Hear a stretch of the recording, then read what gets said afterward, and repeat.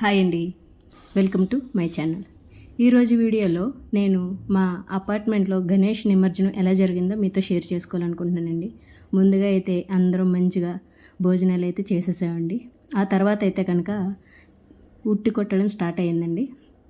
ఉట్టి కొట్టడానికి ఓన్లీ పిల్లలకే కదండో, ఆడవాళ్ళకి మగవారికి కూడా సమానంగా ఉట్టులైతే సిద్ధం చేశారు. ఇక్కడ పిల్లలతో పాటు పెద్దవాళ్ళు కూడా బాగా ఎంజాయ్ అయితే చేశారండి.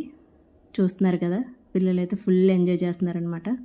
ఆ తర్వాత లేడీస్ కూడా ఎంజాయ్ చేశారండి. పిల్లలతో పాటు ఆడవాళ్ళకి కూడా స్పెషల్గా ఉట్టి అయితే పెట్టారండి.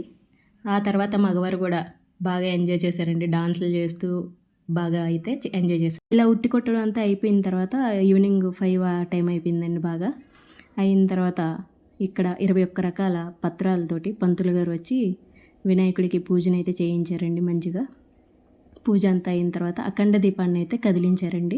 దాన్ని ఒత్తి పెద్దది చేసి పక్కన పెట్టించారు. మంత్రాల మధ్యలో గణేషుని అయితే 3 సార్లు కదిపారండి. పైకి కిందకి ఇలా 3 సార్లు అయితే కదిపారు.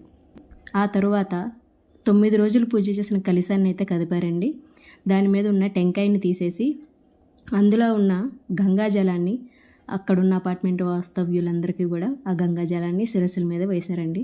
ఆ తర్వాత గణపతిని వారి ఇంటికి సాగనంపడానికైతే వాహనంలోకి ఎక్కించారండి మగవారందరూ కలిసి.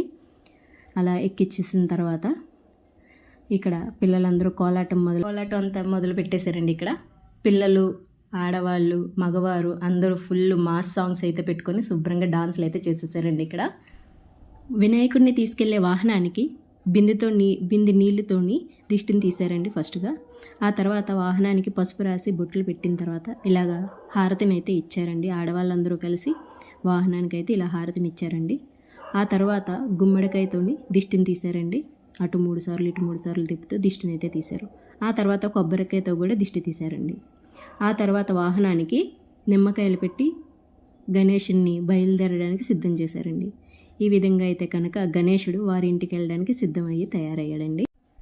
ఈ విధంగా అయితే కనుక జరిగిందండి మా గణపతి నిమజ్జనం. మీ ఇంట్లో మీ నిమజ్జనాలు ఎలా జరిగినాయి నాతో కామెంట్ సెక్షన్లో షేర్ చేసుకోండి. మేమైతే కనుక ఫుల్ ఎంజాయ్ చేసామండి. నెక్స్ట్ ఇయర్ కోసం వెయిట్ చేస్తున్నాం.